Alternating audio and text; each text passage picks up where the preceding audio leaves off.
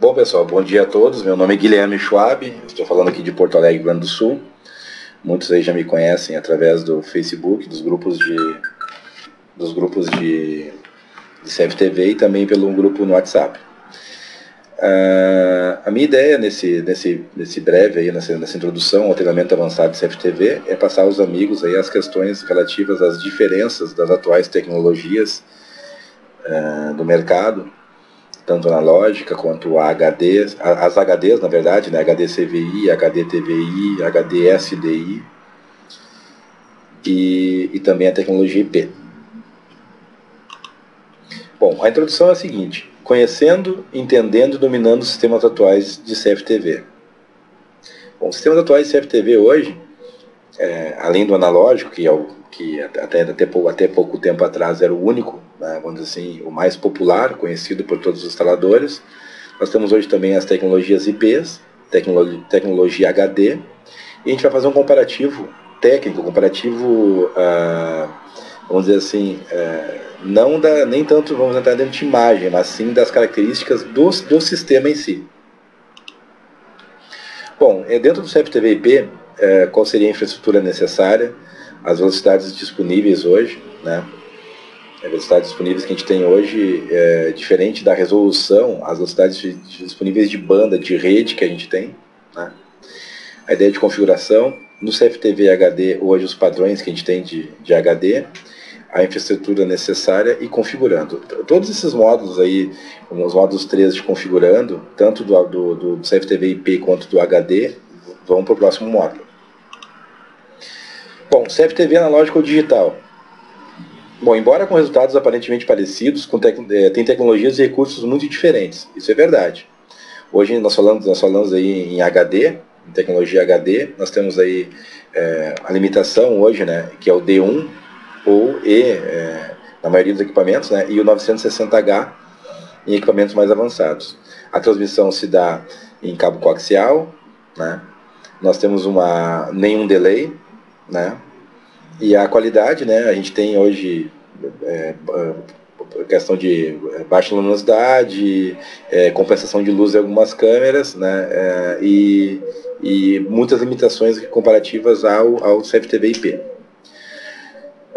Ponto a ponto, cabo, limitação em cabo coaxial de 300 metros aproximadamente, alguns cabos melhores se conseguem um pouco mais. A transmissão ela é somente em vídeo, né? A instalação é fácil, uma solução antiga, o custo é baixo e a comercialização é em massa.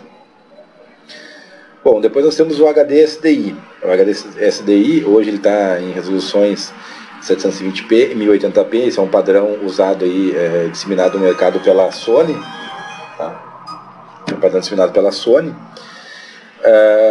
A transmissão se dá aí por cabo coaxial, né? Não existe delay, tá? A imagem é muito boa. Existe limitação ainda hoje, embora já se consiga até 150 metros, mas uma limitação de 100 metros em limitação de cabeamento. A transmissão contém vídeo e áudio, e a instalação requer tecnologia, né? Ou seja, tem que ter a tecnologia SDI no equipamento para se utilizar. Ela é de média complexidade, a solução é uma solução simples, o custo é muito alto, e o marketing, no caso ali, a comercialização no índice 0 a 10 seria em grau 5. Né? Bom, depois nós temos as câmeras IPs. As câmeras IPs nós temos 720p, né, que seria as câmeras aí de 1 megapixel. Nós temos as 1080p, que são de 2 megapixels para cima, 5 megapixels e até mais. A transmissão se dá por cabo de rede, né? O tempo real de imagem, 300 milissegundos numa rede boa, numa infraestrutura de rede boa, né? Imagem de qualidade, né? Ela tem dependendo do codec que tu for utilizar, ela é muito boa ou pode ser muito ruim também, de acordo com o que tu vai usar para fazer a codificação. Distância, 100 metros, né, em cabo OTP. A transmissão se dá em vídeo, áudio e data, né, e dados, né? Instalação complexa, né? Solução flexível, né? e o custo médio alto. Em relação ao marketing, vamos dizer hoje assim que é muito bom, a ideia é muito boa, mas muito complexa, ainda um pouco complicada para os usuários comuns. Bom, depois nós temos ali o HD CVI, na verdade, né? Nós não temos o HD aqui, mas vamos comparar o HD CVI com o HD. 720p, né? 1 megapixel até 2 megapixels, transmissão cabo coaxial, sem delay, qualidade boa de imagem, cabo de 300 a 500 metros, né?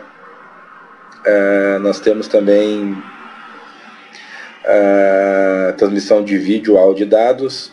Instalação é fácil, média complexidade, solução tem solução especial, na verdade, somente para HD CVI, né? E o custo é baixo. Bom, aqui nós não temos aí o HD TVI. O HD TVI hoje, tá, que seria o padrão pela Hikvision aí em outras empresas, um protocolo aberto, mas assim um padrão aberto. Ele já tem hoje 720p, 1080p, cabo coaxial também, sem delay, qualidade de imagem muito boa. A Hikvision, que é o que eu conheço, que eu já testei aqui na bancada, ela tem uma vantagem de ter um equipamento... As câmeras elas têm recursos avançados, semelhantes aos recursos das câmeras IPs, ou seja, WDR, BLC, HLC.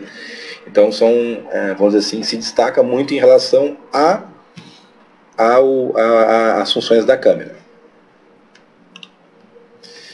Bom, em relação ao CFTV infraestrutura, para a gente elaborar um projeto, devemos levar em conta o quê? Primeiro, quais cabos a gente vai utilizar, né?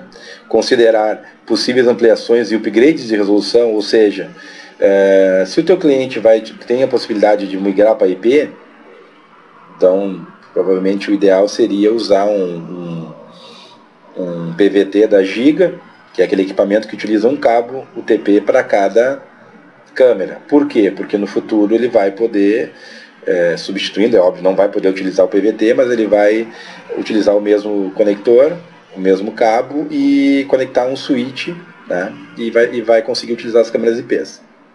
A alimentação vai ser centralizada ou individual? Bom, se for usar um PVT pode ser centralizada, se for com outro equipamento consideraríamos individual. Distância de cabos e limites, né?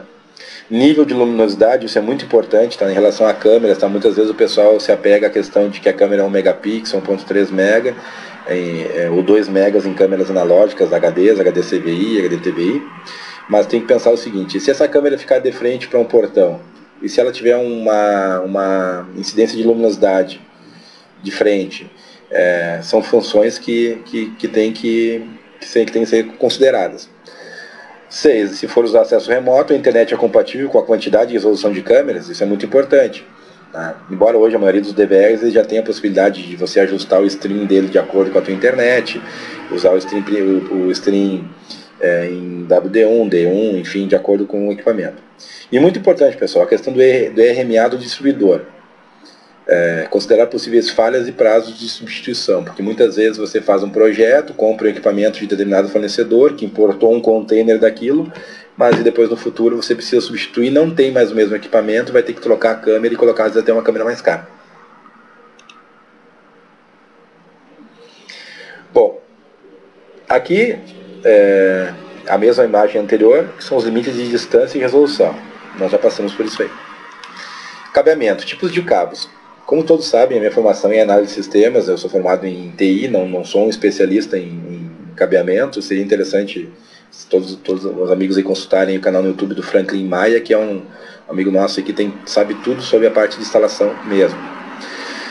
Em relação ao cabo coaxial, o cabo coaxial hoje ainda é a melhor solução de sistema de transmissão analógica por questão de ter a malha de cobre, por ter isolação, por ser mais resistente a interferências, mas também tem que verificar a questão se o cabo é para uso externo. O cabo Cat5e, que normalmente é o mais utilizado, né? Aí nós estamos falando aí, né, sobre o funcionamento do cabo Cat5e. Para quem não conhece, né, o custo dele é mais barato, a ideia dele de funcionamento é simples, né, porque é bem aplicado, os fios trançados, né, que fazem com que eles geram espirais virtuais e fazem com que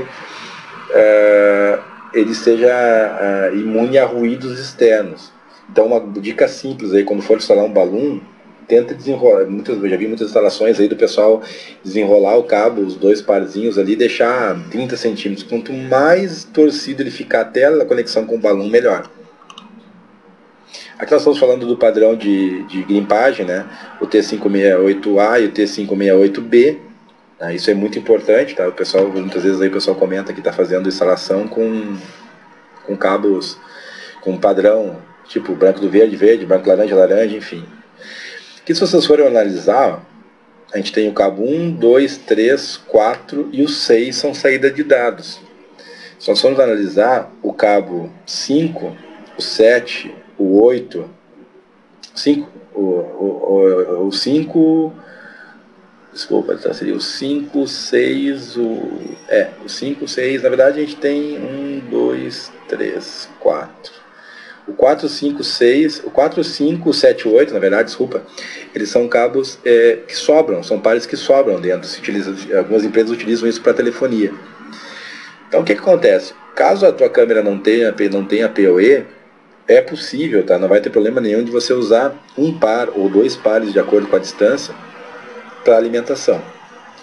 Tá? Isso não tem problema nenhum. Você pode usar um par ou dois pares para alimentação. Ou é possível também você grimpar, tá? Duas câmeras, usar o mesmo cabo coaxial, o mesmo cabo TP, desculpa, para duas câmeras. Vale a pena pensar o seguinte, pessoal. Primeiro, cabo TP. Você compra cabo de 50 centavos o metro e cabo de R$2 o metro, como é o caso do Hércules. Então tem que dimensionar bem em questão de aplicação. Tá ok? Bom, entendendo o CFTV IP, conceito, né? O termo IP vem de Internet Protocol. Ele tem como base o protocolo, né, universal, vamos dizer assim, de internet, que é o TCP/IP. Nesse ambiente, né, todas as imagens são transmitidas através de dados. Eles podem ser checados, organizados e tratados por diversos softwares de monitoramento, sejam eles embargados como nos NVRs e por aplicativos como o Spy, Digiforte e outros. Pessoal, entendendo assim, ó, basicamente, para quem não conhece, o DVR, o NVR, ele tem um software básico ali dentro, todos eles praticamente vêm com uma versão de Linux, que executam determinadas funções. Como esses dados, hoje vamos falar assim no protocolo ONVIF, que é um protocolo padrão de redes IP, esse protocolo ONVIF, ele faz com que qualquer equipamento que interprete esse protocolo, ele possa tratar as imagens. Recebendo as imagens e decodificando essas imagens, de acordo com o aplicativo, eu no caso, como sou integrador do Spy, Digiforte, integro o Spy na verdade, mas existe Digiforte, Savent e outros, de acordo com o software, de acordo com o poder de processamento do computador que você tiver, você vai ter uma eficácia muito boa, N recursos de utilização dessas câmeras IPs.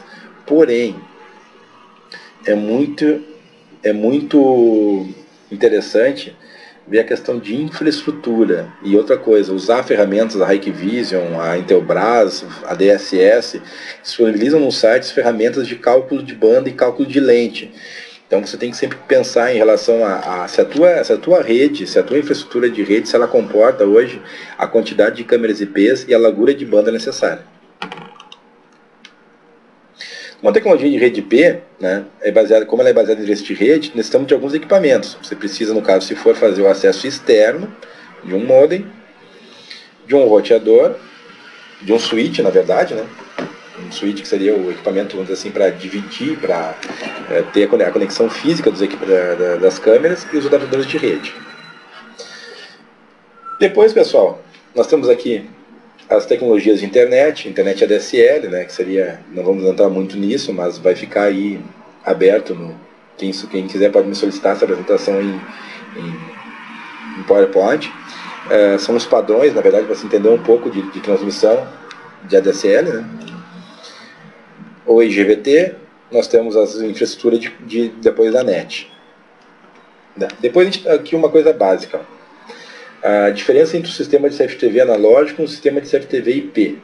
Bom, o sistema de CFTV, segundo o CFTV, utilizam redes IP, estão substituindo, né, as soluções tradicionais, baseadas em cabos coaxiais e DVRs, né, ao apresentar funcionalidades consideravelmente maiores, como digitalização, né, que você digitaliza a imagem ela passa no modo digital pelo cabo, não no modo analógico, compressão, a inteligência, né, que nós falamos, como você tem um software que vai tratar esses dados, você pode tratar de N formas, reconhecimento facial, reconhecimento de placa, enfim, contagem de pessoas, né.